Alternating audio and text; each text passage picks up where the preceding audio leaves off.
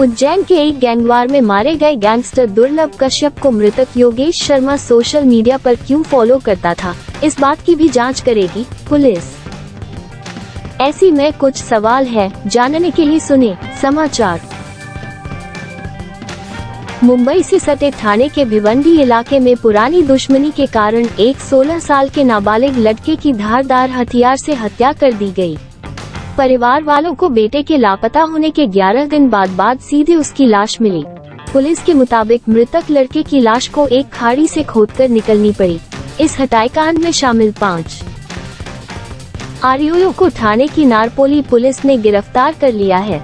देखिए नाबालिग लड़के योगेश की हत्या की ये सनसनीखेज रिपोर्ट। जानकारी के लिए बता दें कि शर्मा परिवार वालों की ओर से लापता बेटे योगेश की शिकायत 25 नवंबर की रोज भिवंडी के नारपोली पुलिस थाने में दर्ज कराई गई थी। जब इस मामले की जांच पड़ताल पुलिस ने शुरू की तो ये पता चला कि मृतक योगेश शर्मा भिवंडी के काल्हेर इलाके से पहले कामतघर के ब्रह्मानंद नगर में रहता था, जहां उसकी कुछ युवकों से किसी बात को लेकर विवाद हुआ था और योगेश के परिवार वालों की ओर से भी पुरानी दुश्मनी के कारण अपहरण किए जाने का संदेह पुलिस के आगे जताया था।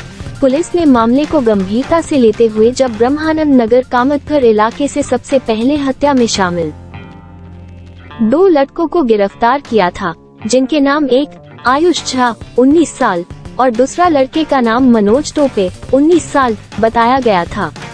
जांच पड़ताल में पुलिस को इन दोनों आरोपियों ने इस बात की कबूली दी कि उन लोगों ने धारदार हथियार से योगेश की हत्या कर दी है और शव को काल्हेर रेती बंदर में एक सुनसान घास वाले स्थान पर जमीन खोदकर एक बड़े खड्डे में दफना दिया है।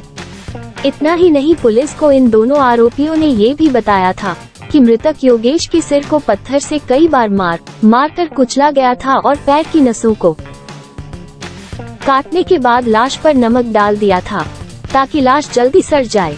पुलिस के माने तो मृतक योगेश की हत्या करने के बाद लाश को काल्हेर स्थित खाड़ी के किनारे सुनसान जगह पर दफना कर हत्यारों ने सबूतों को नष्ट करने का भरसक कोशिश की थी। बहरहाल नाबालिग योगेश शर्मा की इस हत्याकांड में 4 लोगों के शामिल होने की बात मृतक योगेश की मां ने बताई है। अपने बेटे योगेश को हमेशा के लिए खो चुकी मां बेटे की हत्या करने वालों को मौत की सजा की मांग कर इंसाफ देने की गुहार लगा रही है। बहरहाल इस हत्या की जांच कर रही पुलिस पहले हत्या में शामिल आरोपियों को गिरफ्तार किया था और आगे की गई जांच पड़ताल के बाद इस हत्या में शामिल और हफ्तों से फरार 3 और आरोपियों को पुलिस ने गिरफ्तार कर लिया है। गिरफ्त में आए आरोपियों की पहचान 1 आयुष वीरेंद्र झा, 2 मनोज नारायण टोपे, 3 संतोष सत्यनारायण ताती पामुल, 4 अनिकेत तुकाराम खरात और 5वें आरोपी का नाम 5 शिवाजी धनराज माने बताया गया है। हत्या की जांच कर रही पुलिस को ये भी पता चला था कि 25 नवंबर को 5 आरोपियों ने पहले योगेश को उसके घर से बुलाकर थाने के रेतिबंदर इलाके में बियर पार्टी के लिए ले गए थे, लेकिन योगेश इस दौरान इन 5 आरोपियों की उनकी योजना से अनजान था। योगेश उस जगह पर गया जहां उसने झा और टोपे के साथ जाकर बियर पी। बाद में झा और टोपे सहित अन्य 3 लोगों खरात, ताती पामुल और माने ने योगेश को एक सुनसान जगह पर ले गए और उसे पूरी तरह से जकड़ लिया और फिर उस पर चाकू से कई वार किए, जिससे उसकी मौके पर ही मौत हो गई। झा और टोपे ने स्वीकार किया कि अंधेरे की आड़ में उन्होंने पास में एक गड्ढा खोदा और वहां से भागने से पहले अपराध के सभी सबूत मिटाने के लिए मृतक योगेश को वहीं दफना दिया।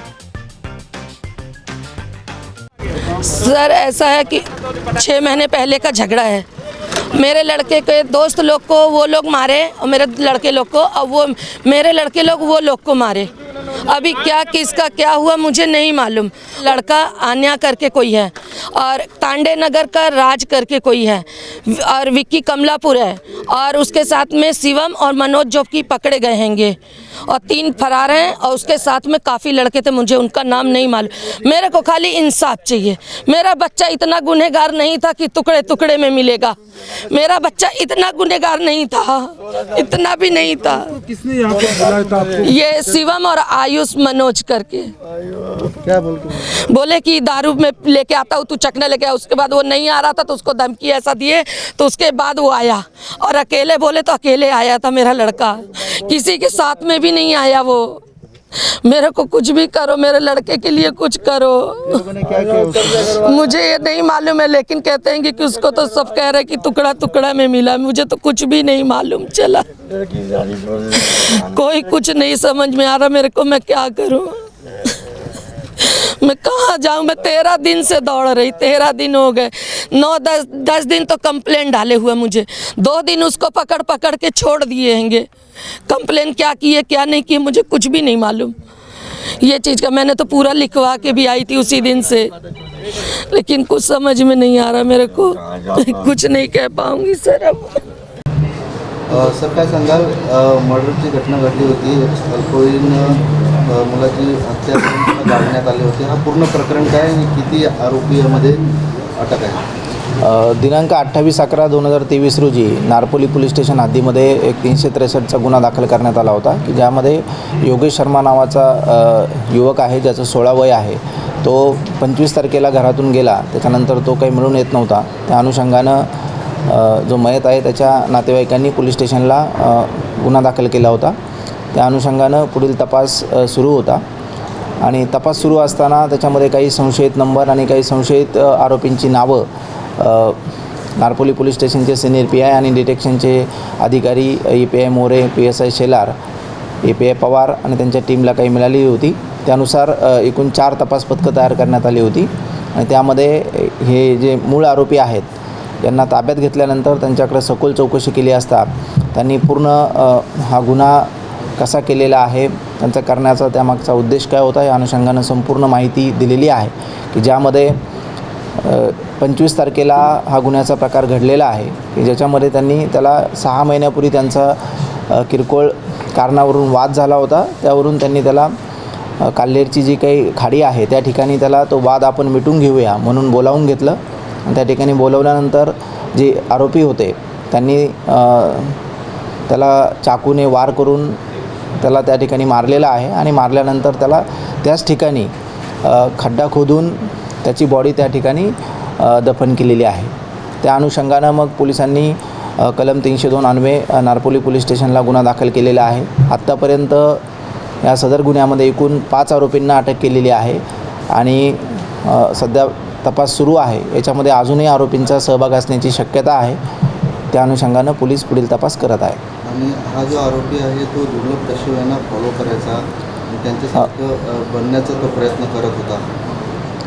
हा जो मयत आहे याचे सोशल मीडिया अकाउंट चेक केला असता असं प्राथमिक दर्शनी निदर्शनास येत आहे की तो त्या सदर व्यक्तींना फॉलो करत होता. आरोपींचं वय किती आहे? आरोपी जे आहेत त्यांचं साधारण वय हे सगळे 18 ते 22 या वयोगटातील आहेत.